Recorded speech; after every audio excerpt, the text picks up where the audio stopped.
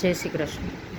ખુશી વેધર સેકન્ડમાં મારી ફ્રેન્ડને કહેવાથી હું આવી છું કે એને લગભગ અઠવાડિયું જે આવી હતી અહીંયા આગળ અને એને થોડોક ફેર પડ્યો એ વખતે મેં પછી એને સજેસ્ટ કર્યું, નિકિતાબેન હતા, મેં કહ્યું કે ભાઈ મારે આવવું છે પણ મારો ટાઈમ નથી, તો મને કોઈ પણ રીતે મને લગભગ 11 થી 11:30 મને ટાઈમ ફિક્સ કર્યો.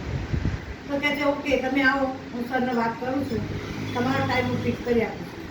તે છતાં મને 2 દિવસ આવું 2 દિવસ ના આવું, કારણ કે મારા આનંદ અગરવાલનું મંડળ ચાલે છે, એના માટે મને ટાઈમ મળતો નથી. તે છતાં હું આવું ત્યારે મને જગ્યા કરી આપે છે, એટલે મને થોડું ફેર લાગે. એમ થાય કે કંઈક આ વસ્તુ છે, મેં ડેમો લેવાનું ચાલુ કરી દીધું અને મને થોડી રાહત લાગી. એમ કે ના કંઈક આ મશીનમાં છે.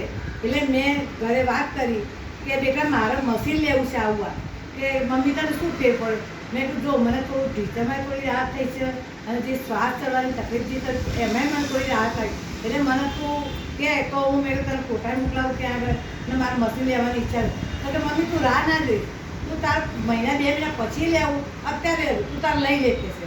એટલા માટે મેં આ મશીન બુક કરાવ્યું. હજી 4 દિવસ બુક કરાવી ગયા છે અને મને આએ હજી 25 દિવસ પૂરા નથી થયા અને મેં પરચેસ કરી લીધું. આ કોમ્પ્યુટર સેન્ટરનું જે મશીન આવે છે થેરાપી માટેનું એ લીધું છે, કારણ કે એમાં લોહીનું જે પરિભ્રમણ થાય, કારણ કે હું બહુ ચાલી શકતી નથી, એટલા માટે મેં મશીન પરચેસ કર્યું કે ઘેર બેઠા બેઠા થેરાપી મળશે તો મને થોડી રાહત તો થશે. એટલા માટે મેં મશીન ખરીદ્યું છે. Thank you.